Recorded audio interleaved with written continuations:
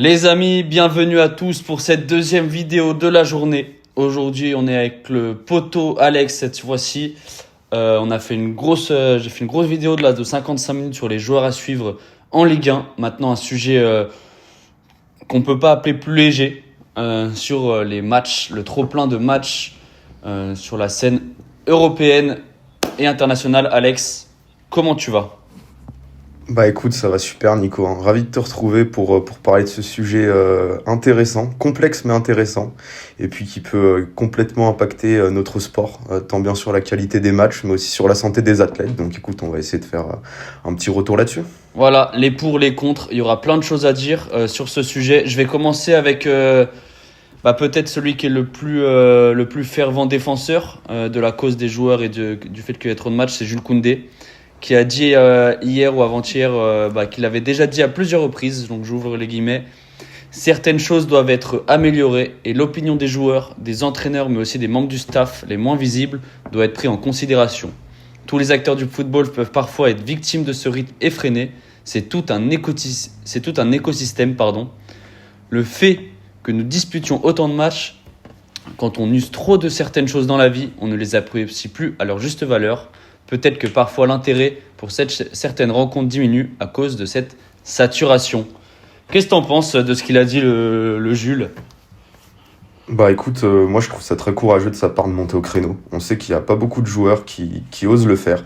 Et je trouve ça très bien qu'on ait des porte-paroles un petit peu, surtout des joueurs, parce que c'est finalement les acteurs principaux. Donc c'est vrai, on a vu que ces dernières années, il y a de plus en plus de compètes, plus en plus de matchs. Un rythme effréné, une intensité aussi qui a vraiment augmenté sur chaque match professionnel dans les 5 grands championnats. Donc ouais, ça me semble bien qu'ils le disent, et puis c'est inquiétant parce qu'on voit qu'il y a beaucoup de blessures aussi ces derniers temps, surtout en début de saison. On peut revenir sur les blessures de Dembélé et puis de Doué hier en équipe de France. Ouais. Donc écoute, moi je trouve ça très très bien de la part de Koundé d'être monté au créneau. Ouais, alors comme tu le dis, forcément, on peut parler des joueurs qui jouent le plus, notamment avec cette Coupe du Monde des clubs qui s'est rajoutée au calendrier, la Ligue des Champions qui s'est intensifiée avec des matchs rajoutés sur cette nouvelle formule. On le sait, je suis un fervent défenseur de cette nouvelle formule, mais bien obligé de me rendre compte que des matchs sont rajoutés. Il y a un mec comme Fede Valverde l'année dernière. C'est 72 matchs joués, plus de 6000 minutes, c'est énorme. Dans le top 10 et plus en bas encore que ça, ils sont tous à plus de 5100 minutes jouées. C'est terrible quoi. Achraf Hakimi 62 matchs. Le PSG, voilà, on le voit maintenant, il y a eu des blessures musculaires. En plus, ça ment pas quand c'est une blessure musculaire, c'est souvent un trop plein de compétition qui amène ça. Et voilà, ça pète. Au bout d'un moment, ça pète, comme on l'a vu avec Dembélé, Doué et sur plein d'autres matchs. Ouais, Plein d'autres c'est joueurs, ça. Et pardon. puis tu vois Nico, par exemple, on peut prendre l'exemple du PSG la saison dernière, qui avec la Ligue 1, sa route en Champions League où ils vont jusqu'au bout, donc ils disputent absolument tous les matchs possibles d'être joués en Ligue des Champions. Puis une Coupe du Monde des clubs cet été qui a été rajoutée, encore une compétition rajoutée par les dirigeants du football.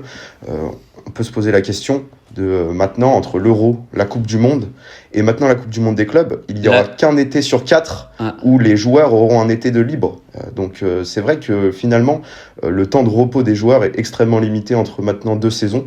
Et voilà, on arrive à une situation où en début de saison, on sait que reprendre un rythme, toute la préparation physique, ça peut être dur pour les joueurs physiquement au début de reprendre, et des matchs qui sont tout de suite importants.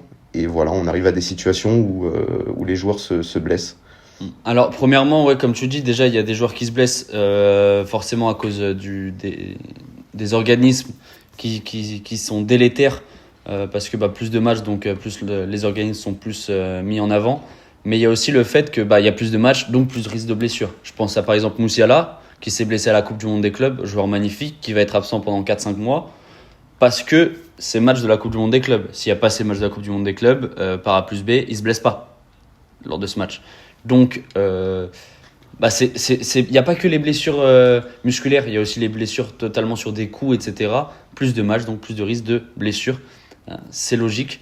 Oui, Et parce puis, on sait que le foot est un sport de contact. C'est ça. Donc forcément, plus de contact, comme tu as raison, plus de risques de blessure, c'est logique. C'est ça. Et on n'a pas inventé la poudre en disant ça. Non, voilà, c'est juste voilà, on constate simplement qu'il y a Exactement. beaucoup plus de blessures.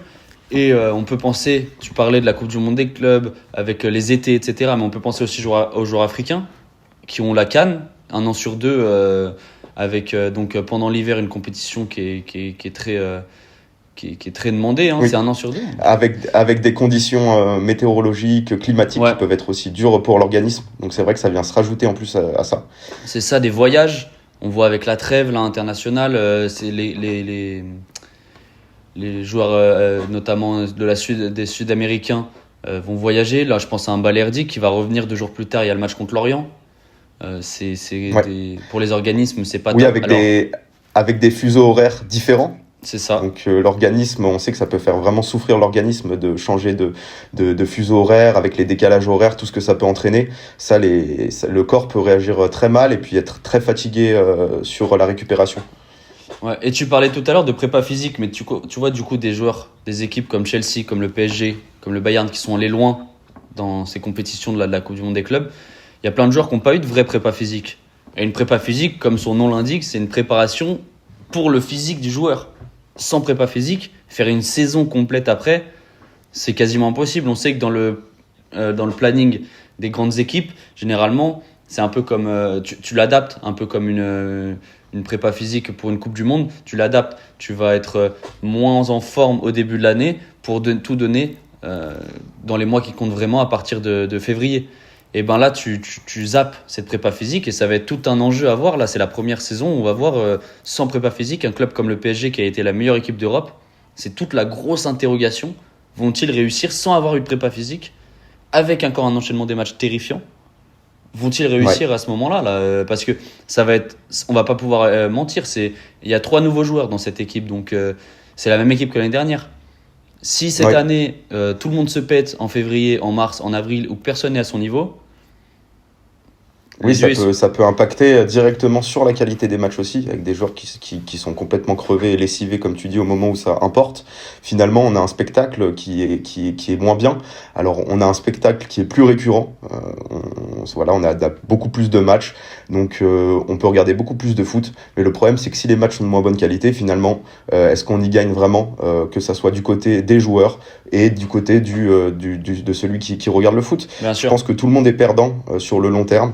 Après, Nico, on va pas se mentir et faire les hypocrites. On sait que tout ça, c'est pour le fric. On sait que toutes ces compétitions, comme la Coupe du Monde des clubs, ça rapporte énormément d'argent avec les droits télé. C'est ce qui fait aussi que les salaires des joueurs sont aussi élevés. On va en parler de salaire des joueurs avec ce qu'a dit Kylian Mbappé. Je vais reprendre ce que dit Kylian Mbappé, mais d'abord, je voudrais faire quand même un petit, un petit point sur ce qu'en dit Koundé.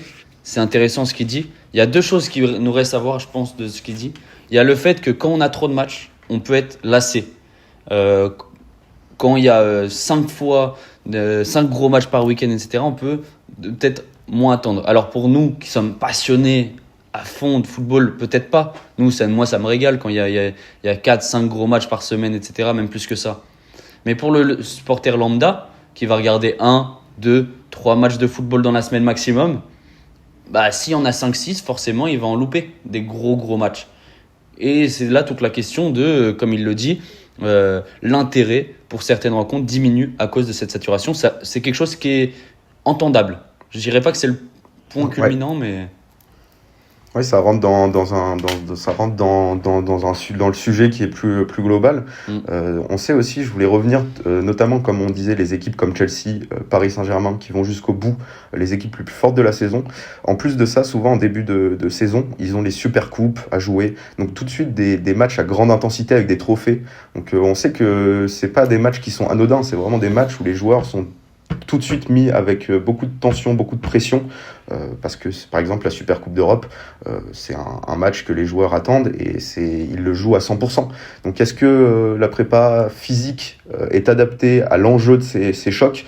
Voilà, je trouve qu'il y a un décalage aussi. C'est vrai que quand tu vois Tottenham, le Tottenham PSG, la façon dont ils ont joué, l'énergie mise dans le match, c'est pas un match qui est en août, premier match de la saison pour le PSG, c'est assez fou, quoi. Ouais, ou encore le Community Shield Aussi. Crystal Palace contre Liverpool. Aussi. Et puis, y a deux, trois. Il y a quelque chose, par contre, que je trouve très très bien dans son argumentaire. Donc, on va parler juste là maintenant. Et il y a aussi un truc, pardon, où je voulais en venir. C'est qu'il y a un problème d'équité pour moi. Ça, c'est un autre sujet dans le sujet. C'est que comme il y a plus de matchs, bah, il y a besoin de plus de joueurs.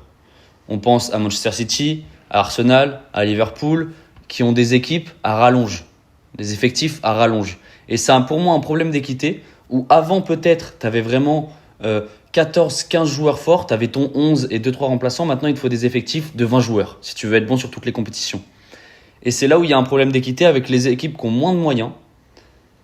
Déjà parce qu'il y a du coup moins de bons joueurs disponibles pour un nombre d'équipes donné, puisque les meilleurs vont tous aller dans les meilleures équipes, tu comprends, même s'ils sont remplaçants, bah, ils vont se tourner vers City, tu vois, et tu préfères être remplaçant à City que titulaire à Marseille, par exemple, tu vois. Ouais.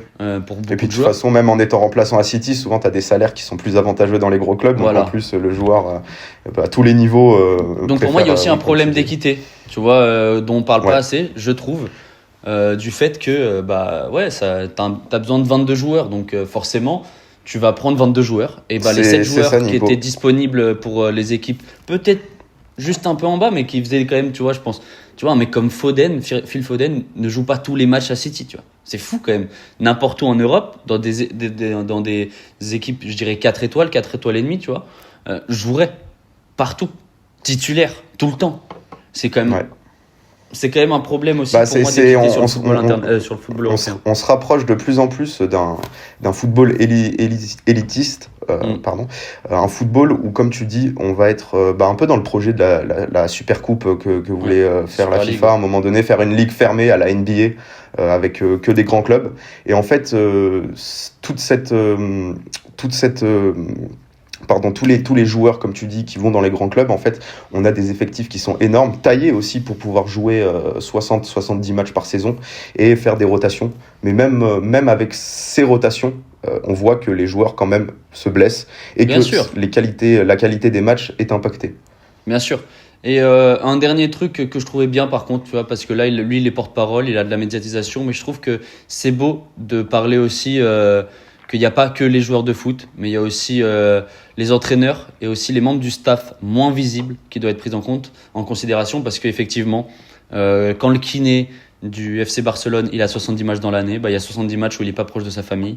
Et lui, on entend moins parler. Et là, je prends que le kiné du FC Barcelone, mais c'est bon pour l'analyse vidéo, le médecin, les médecins, les analyses vidéo, les coachs adjoints, etc., qui sont des staffs énormes pour chaque club. Et je trouve que c'est bien aussi d'en parler parce que c'est des gens qui sont aussi loin de leur famille, alors qu'ils vivent de leur passion et qui ont un cadre de vie qui est magnifique, mais qui ne gagnent pas autant que les footballeurs et qui pourtant font quasiment tout autant de sacrifices. Donc je trouvais ça bien de lui d'en parler. Yes. Et puis ça me fait penser à Pedri aussi, qu'on a failli louper comme ça. Après sa première saison, il fait 65 matchs, je crois. On se souvient de son état quand il avait fait les JO, je crois.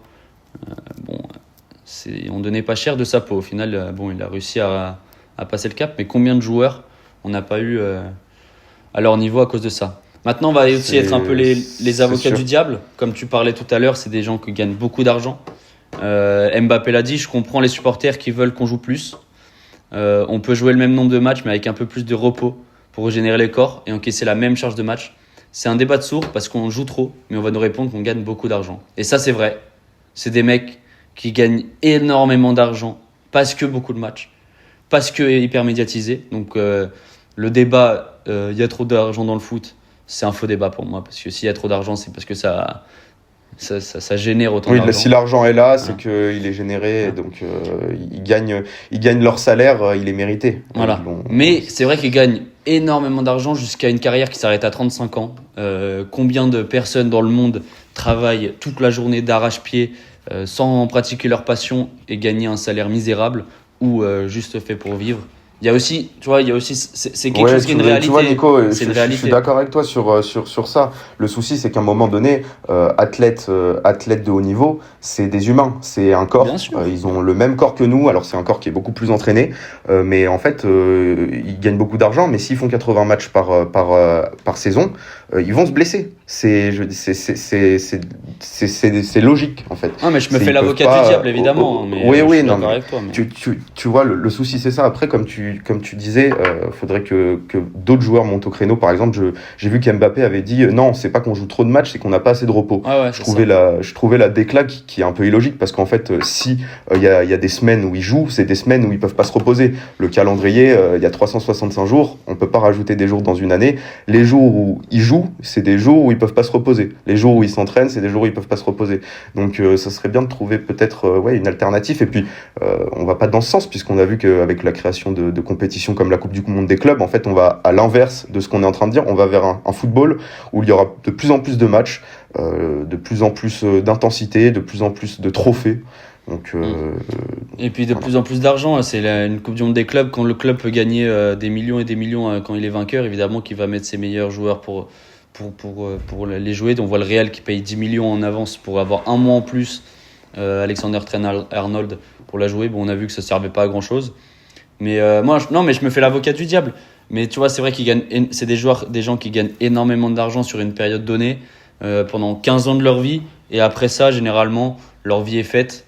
Certains font coach, certains vont dans les émissions, etc. Mais je veux dire, t'as plus besoin de travailler après. Donc quand tu prends tu vois, l'ouvrier qui trime toute la journée, il gagnera jamais ce que gagne Mbappé en une semaine, quoi. Donc c'est aussi quelque Et le chose que truc, je peux c'est que entendre. ça impacte directement sur la qualité des matchs. C'est ça le problème. Si Le problème, c'est le si spectacle. les meilleurs joueurs, si les meilleurs joueurs jouent tous les matchs, qui se blessent, à un moment donné, on va avoir des effectifs qui seront ravagés. Donc, quand on va arriver dans des grandes échéances, comme tu disais en février, si on a la moitié des joueurs titulaires qui sont blessés parce qu'ils ont trop joué, on va avoir un spectacle qui Arsenal, va être impacté. l'année dernière. Exactement, le cas d'Arsenal l'année dernière. Et on voit que ça gâche la compétition. Ouais. On voit qu'en demi-finale, ils peuvent pas rivaliser avec le PSG notamment, parce que ils jouent avec un Merino numéro 9, Odegaard n'est pas là, Saka n'est pas là. C'est une défense remaniée. Non, oui, non, mais je suis totalement remaniée. D'accord. Donc, tu vois, ça fausse un peu le jeu aussi, tout ça. Mais c'est qu'il y a des arguments. Voilà, maintenant, il faut énormément de matchs, mais voilà, je me fais, comme je te le dis, voilà. Je suis obligé d'un peu défendre ça aussi parce qu'on peut pas être. Moi, mon avis est qu'il y a trop de matchs, évidemment. Mais c'est vrai que c'est des joueurs qui gagnent beaucoup. Il y a plus de remplacements maintenant. Alors, plus de remplacements, c'est dans les deux côtés. Parce que, ok, maintenant, il y a 5 changements par match et plus 3. Mais c'est également peut-être un problème pour les joueurs qui étaient déjà sur le terrain. Parce que quand tu as 10 joueurs qui changent sur la partie, le rythme du match ne baisse pas. Parce que tu as 10 nouveaux joueurs dans le jeu. Donc c'est aussi tout quelque chose à voir. Tu vois, c'est un peu être un argument pour. Ok, bah maintenant il y a 5 remplacements, donc plus de joueurs qui peuvent apporter dans un match, etc. Donc plus de changements. Mais aussi le fait que il y a plus de joueurs, donc le rythme des joueurs frais rentre dans le match, donc le rythme ne baisse pas. Ça peut être vu des deux côtés. Et aussi, c'est que les athlètes sont mieux préparés qu'avant, avec plus de soins, plus de préparation, une science de l'athlète qui a évolué. Donc c'est normal qu'il y ait aussi peut-être plus de matchs qu'il y a 20 ans, notamment. Donc voilà, je me fais un peu l'avocat du diable avec les argumentaires de pourquoi il y a autant de matchs, mais bien obligé d'en parler, quoi. Ouais, non, mais t'as raison. Mais ce qui est marrant et ce qui est paradoxal, quoi, c'est que, en fait, nous, on dit tout ça, et puis je pense que la plupart des gens sont assez d'accord. Et quand on voit la déclaration de Koundé, je pense que la plupart des gens se disent, oui, il y a trop de matchs, en effet. Et puis, les gens voient bien que les top joueurs se blessent plus régulièrement qu'avant. Mais malheureusement, c'est pas le consommateur qui prenne la décision, ni les joueurs. Alors, qu'est-ce qu'il faudrait pour arriver à vraiment faire une fronde et changer les choses? Ça serait peut-être une grève de joueurs. Ou plus de joueurs qui montent au créneau comme Jules Koundé. Sinon, les instances, elles, n'y voient qu'un plan. Elles n'y voient qu'un plan financier. Oui, bien sûr. Mais ça serait super mal vu d'un point de vue de ce que les joueurs gagnent du grand public. Ça pourrait être aussi hyper mal vu de faire une grève, tu vois. Mais je peux l'entendre. Ouais. C'est toute la question, mais c'est un toute la débat question qui va faire rage ces sur ça. prochaines années, hein, j'en suis sûr. Mais quand tu vois que nous, consommateurs, alors peut-être qu'en France, nous, on était, ou en Europe plus globalement, la Coupe du Monde des clubs nous a pas énormément intéressés. Mais Puis la qualité des matchs était dégueulasse, hein, on va se le dire, à part peut-être 2-3 bons matchs dans la compète. Ouais, mais 80% après ça, des matchs étaient des purges. Hein. Alors oui, ça nous a permis de découvrir des certaines équipes sud-américaines. Oui, mais c'est notre regard européen. C'est notre regard européen. Moi, comme tu le sais, j'étais au Brésil à ce moment-là. Il y avait une fame de fou pour la Coupe du Monde des clubs. Ça avait un buzz de malade là-bas. Donc, c'est aussi notre regard européen. Peut-être parce qu'il y a plus de matchs. Je crois qu'il y a autant de matchs. Hein.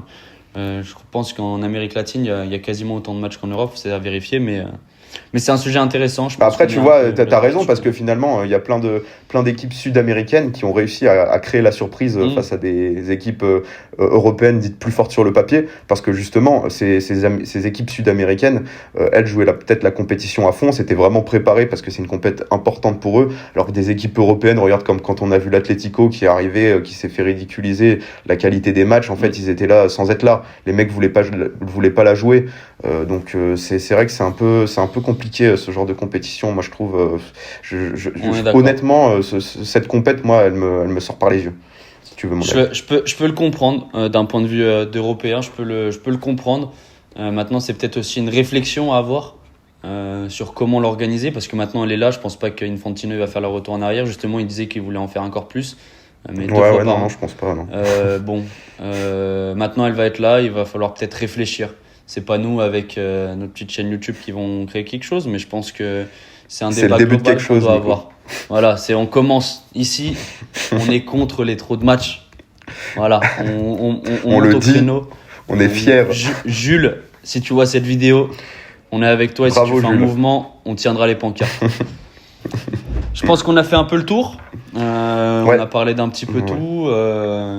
Ça va suffire. Petit message. Là, il y a l'UFC Paris qui va commencer. Allez, les Français, on espère des grosses victoires. Je sais pas si tu regardes beaucoup, toi, mais on va combattre que contre des Brésiliens. Donc, on va leur mettre un gros 3-0, je l'espère, comme en 98. Ça va être dur, mais force à nos Français pour cette UFC Paris. La vidéo, elle va sortir. L'UFC Paris aura sûrement déjà commencé. Ciao tout le monde. Abonnez-vous, commentez, partagez, faites comme vous voulez. On s'attrape dès demain pour de nouveaux sujets, et on va regarder un petit peu aussi le football international dans ces prochains jours. Ciao. Salut Nico.